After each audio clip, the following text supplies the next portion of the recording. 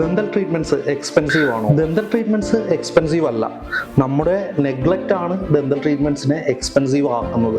അതെങ്ങനെയാണെന്ന് ഞാൻ ഒന്ന് പറഞ്ഞുതരാം. നമുക്ക് ആദ്യമുള്ളൊരു ബുദ്ധിമുട്ട് ചെറിയൊരു പൊളിപ്പായിരിക്കാം, അല്ലെങ്കിൽ പല്ലിൻ്റെ ഇടയിൽ ഒരു ഭക്ഷണം കയറുന്ന ബുദ്ധിമുട്ടായിരിക്കാം. നമുക്കത് ആദ്യം തന്നെ പരിഹരിക്കുവാണെങ്കിൽ ഒന്ന് സിമ്പിളായിട്ടൊന്ന് പല്ല് ഫില്ല് ചെയ്ത, അതായത് അടച്ചു കഴിഞ്ഞാൽ തീരാവുന്ന ഒരു പ്രശ്നത്തിൽ നമ്മൾ വെച്ചുകൊണ്ടിരുന്ന് വേദനയിലേക്ക് എത്തി അത് പിന്നീട് റൂട്ട് കനാൽ ചെയ്യുക, ക്യാപ്പ് ഇടുക എന്നുള്ള അവസ്ഥയിലേക്ക് എത്തിക്കുന്നത് പോലെയായിരിക്കും. ഇനി നമ്മളത് റൂട്ട് കനാലോ ക്യാപ്പോ ഒന്നും ചെയ്യാതെ വീണ്ടും വെച്ചുകൊണ്ടിരുന്നാലോ കാലക്രമേണ നമുക്ക് ആ പല്ലെടുത്ത് കളയേണ്ട ഒരു അവസ്ഥയിലേക്ക് കാര്യങ്ങൾ പോകും. പല്ലെടുത്ത് കളഞ്ഞാൽ എന്താ, നമുക്ക് ആ സൈഡ് വെച്ച് പിന്നെ പ്രോപ്പറായിട്ട് ഫുഡ് കഴിക്കാൻ പറ്റില്ല, നമ്മുടെ കവിളൊട്ട്.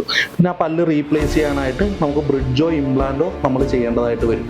അപ്പോൾ എന്താ, നമുക്ക് വീണ്ടും എക്സ്പെൻസ് കൂടുകയാണ് ചെയ്യുക. സോ നമുക്ക് എന്താ ചെയ്യാൻ പറ്റുക? എവരി 6 months നമ്മളൊരു ദന്തൽ വിസിറ്റ് മസ്റ്റ് ആക്കുക. എല്ലാ 6 മാസം കൂടുമ്പോഴും നമ്മൾ പല്ലൊന്ന് ക്ലീൻ ചെയ്യുക. നമ്മുടെ പല്ലിൽ എന്തെങ്കിലും കേടോ കാര്യങ്ങളോ ഉണ്ടെങ്കിൽ അത് ഒരു ദന്തിസ്റ്റിനെ കണ്ടെത്തി ആദ്യ സമയത്ത് തന്നെ അത് ഫില്ല് ചെയ്ത് അതിൻ്റെ പരിഹാരങ്ങൾ ചെയ്യാൻ സാധിക്കും.